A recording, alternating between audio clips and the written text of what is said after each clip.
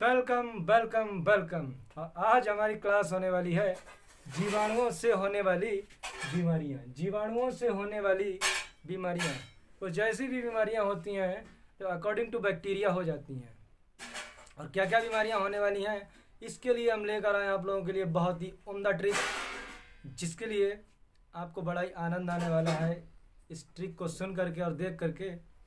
तो चलिए ज़्यादा समय न लेते हुए, लेकिन भाई साहब एक बात का ध्यान रखा कीजिए, हम आप लोगों के लिए इतने बढ़िया बढ़िया वीडियोस लाते हैं तो कम से कम शेयर तो कर सकते हैं वीडियो को, और फॉलो कर सकते हैं, सब्सक्राइब कर सकते हैं। ठीक है भैया, तो चलिए समझते हैं कि जीवाणुओं से होने वाली बीमारियों के लिए क्या ट्रिक है। तो इसकी वो ट्रिक है पंडित का टिक न्यू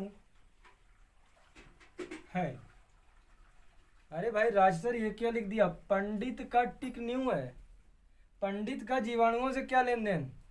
तो भैया देखिए, पंडित लोग जो भी हों बुरा ना माने, आज की मैंने सारी बीमारियां जो जीवाणुओं वाली हैं पंडितों के हिस्से में डाल दी हैं।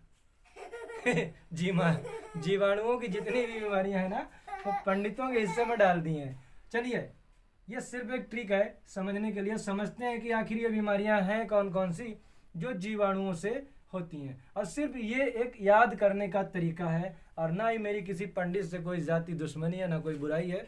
सिर्फ ये एक ट्रिक है, एंजॉय कीजिए और देखिए क्या होता है। पा का मतलब होता है प्लेग। पा का मतलब होता है प्लेग। प्लेग समझते हैं किसे कहते हैं।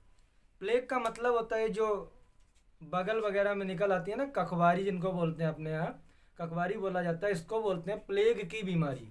ठीक है, बहुत महीन महीन दाने निकलते हैं, महीन भी निकलते हैं, मोटे भी निकलते हैं, इसको प्लेग की बीमारी बोलते हैं। अकॉर्डिंग टू बैक्टीरिया हो जाती है। उसके बाद में आता है डी। डी का मतलब होता है डिप्थीरिया।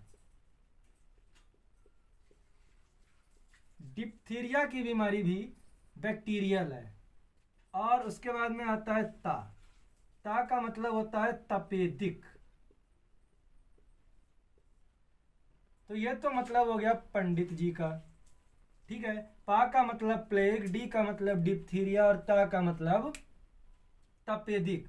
उसके बाद में आता है का। कामडंडा का को मतलब जानते भैया। हाँ, का मतलब होता है काली खांसी।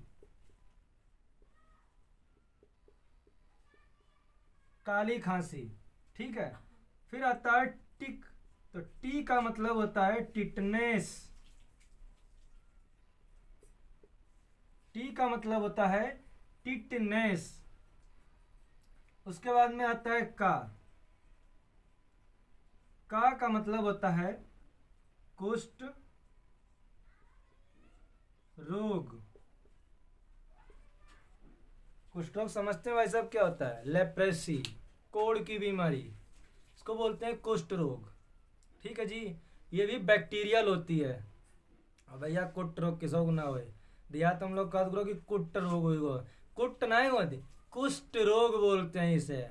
ये बैक्टीरिया यानी कि जीवाणुओं से होने वाली बीमारी है जिसको बोला जाता है कुष्ठ रोग। चलिए आगे समझते हैं, आगे समझते हैं। न्यू। न्यू का मतलब क्या होता है। न्यू का मतलब होता है न्यूमोनिया।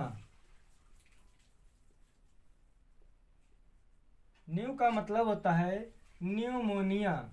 और उसके बाद में आता है का मतलब होता है हैजा। ये इतनी सारी बीमारियां जो हैं, ये सारी बीमारियां जो होती हैं वो बैक्टीरियल बीमारी होती है। सब जीवाणुओं से होने वाली बीमारियां हैं। न्यूमोनिया में आप समझते हैं कि बहुत तेज बुखार आता है, सर दर्द होता है, तो ये न्यूमोनिया की बीमारी होती है। उसके बाद में आता है हैजा। ये सारी बीमारियां जो होती हैं वो बैक्टीरिया से होने वाली बीमारियां हैं। तो समझ रहे भैया, आपने कभी सोचा नहीं हो कि पंडित जी हमारे इतने काम में आ जाएंगे, कितने काम में आ गए। बैक्टीरिया से होने वाली बीमारियां हमें याद करवा रहे हैं पंडित जी। और पंडित जी तो वैसे भी ब्राह्मण है भैया, लोगों के काम में ही आते हैं, भले के लिए आते हैं।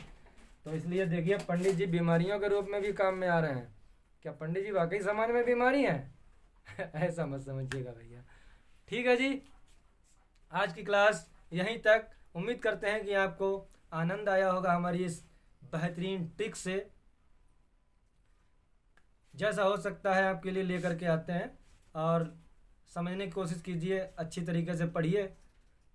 ये साइंस के अच्छे अच्छे क्वेश्चन, अच्छी अच्छी ट्रिक्स हम आपके लिए लेकर आते रहेंगे। जय हिंद, जय भारत।